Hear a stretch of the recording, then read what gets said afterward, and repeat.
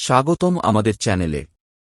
আজ আমরা নিয়ে এসেছি এমন একজন ব্যক্তির গল্প যিনি ইউটিউবে নিজেকে প্রতিষ্ঠিত করেছেন অসাধারণ ধৈর্য, কঠোর পরিশ্রম এবং অদ্ভুত কন্টেন্ট কৌশলের মাধ্যমে।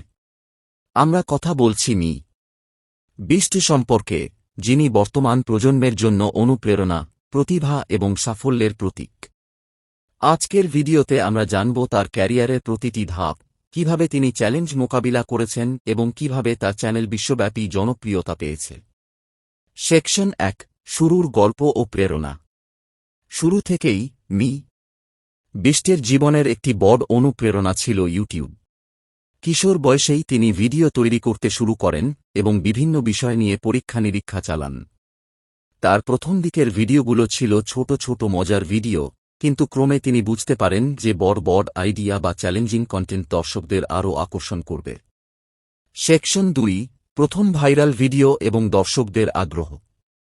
প্রথমবার যখন তার একটি ভিডিও ভাইরাল হয়, মি বিস্ট উপলব্ধি করেন যে দর্শকদের দৃষ্টি আকর্ষণ করার জন্য বিশেষ ধরনের কন্টেন্টের প্রয়োজন।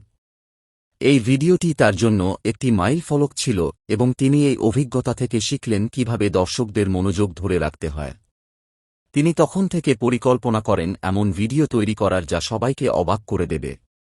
সেকশন ৩, কন্টেন্ট ইনোভেশন এবং বিশাল বাজেটের ব্যবহার। মি বিস্ট তার কন্টেন্ট তৈরি করার জন্য একটি ভিন্ন রকমের পন্থা অবলম্বন করেন। তিনি এমন সব চ্যালেঞ্জের ভিডিও বানাতে শুরু করেন যেগুলো আগের কোনো ইউটিউবার করেননি। তার ভিডিওতে নতুনত্ব আনার জন্য তিনি ক্রমে বড় বাজেটের ভিডিও তৈরি করতে শুরু করেন। তার ভিডিওগুলোতে দেখা যায় অদ্ভুত চ্যালেঞ্জ, বড় পুরস্কার এবং বিশাল সেটআপ। সেকশন ৪, টিম ওয়ার্ক এবং প্রোডাকশন হাউস। একজন সফল ইউটিউবার হওয়ার পেছনে কেবল একজন ব্যক্তির নয়, একটি শক্তিশালী টিমের ভূমিকা থাকে। মি বিস্ট জানতেন যে বড় আইডিয়া বাস্তবায়নের জন্য একটি সৃজনশীল টিম দরকার। তাই তিনি একটি প্রোডাকশন হাউস তৈরি করেন যেখানে তার টিমের সদস্যরা প্রতিদিন নতুন কন্টেন্ট তৈরির জন্য পরিশ্রম করেন। সেকশন ৫, ফ্যান এনগেজমেন্ট কৌশল। মি বিস্ট তার ফ্যানদের সাথে সব সময় যুক্ত থাকতে পছন্দ করেন। তার ভিডিওতে ফ্যানদের মন্তব্য পড়া, তাদের প্রশ্নের উত্তর দেয়া এবং এমন কিছু কন্টেন্ট তৈরি করা যাতে দর্শক সরাসরি অংশগ্রহণ করতে পারে, এই কৌশলগুলো তাকে একটি মজবুত কমিউনিটি গড়ে তুলতে সাহায্য করেছে।